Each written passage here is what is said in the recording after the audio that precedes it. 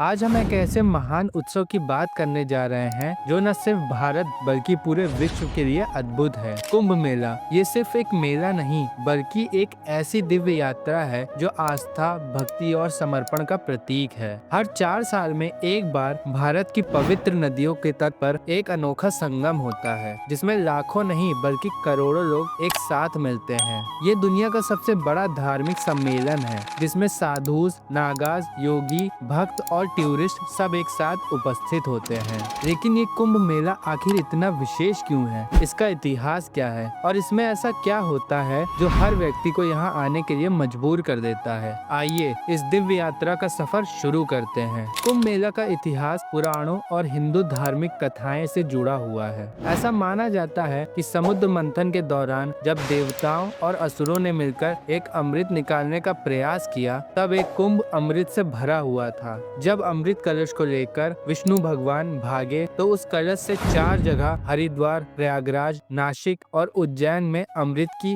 बूंदें गिर गईं। इसी वजह से इन 4 शहरों में कुंभ मेला का आयोजन होता है। और आपको पता है ये मेला सिर्फ आज की बात नहीं है, हजारों सालों से ये परंपरा चलती आ रही है। कहा जाता है कि आदि शंकराचार्य ने भी इसी मेलों को और प्रचारित किया था ताकि लोग धर्म और मोक्ष की ओर बढ़ सकें। कुंभ मेला सिर्फ एक धार्मिक सम्मेलन ही नहीं बल्कि एक महा उत्सव है जिसमें भक्ति, संस्कृति और साहित्य का संगम होता है। नंबर 1, शाही स्नान सबसे बड़ा और पवित्र कार्यक्रम होता है। शाही स्नान जिसमें अखाड़ों के साधु और महंत गंगा, यमुना और सरस्वती के संगम पर स्नान करते हैं। ऐसा माना जाता है कि इस स्नान से पापों का नाश होता है और मोक्ष प्राप्त होता है। अखाड़े और नागा साधु, ये मेला अखाड़ों के बिना अधूरा है। अलग अलग अखाड़े जैसे जूना अखाड़ा, निर्जनी अखाड़ा, महानिर्वाणी अखाड़ा यहाँ अपना प्रदर्शन करते हैं। और सबसे अद्भुत दृश्य होता है नागा साधुस का। ये वीर सन्यासी नंगे शरीर पर बस भस्म लगाकर हाथ में त्रिशूल लेकर ओम नमः शिवाय का जाप करते हुए प्रवेश करते हैं। उनका जीवन त्याग और तपस्या का एक प्रतीक है। नंबर 3, प्रवचन और कथा वचन। कुंभ के दौरान बड़े बड़े संत और महात्मा यहाँ उपस्थित होते हैं और धार्मिक कथाएं जैसे भगवत गीता का ज्ञान और उपदेश देते रहते हैं। लोग दूर दूर से इनका प्रवचन सुनने आते हैं। चौथा, भंडारा और सेवा। कुंभ मेले में भंडारा भी एक अनोखा अनुभव होता है। हर जगह बाबा लोग और सेवक लाखों लोगों के लिए प्रसादम का प्रबंध करते हैं। ये दान और सेवा का सबसे बड़ा उदाहरण है। आज के समय में कुंभ मेला सिर्फ एक भारत में ही सीमित नहीं है बल्कि ये विश्वास का सबसे बड़ा धार्मिक इवेंट बन चुका है। यूनेस्को ने इसे इंटेंजिबल कल्चरल हेरिटेज में शामिल किया है। हर कुंभ मेले में करोड़ों से ज्यादा लोग आते हैं जिसमें विदेशी यात्री, फोटोग्राफर्स और रिसर्चर्स भी शामिल होते हैं।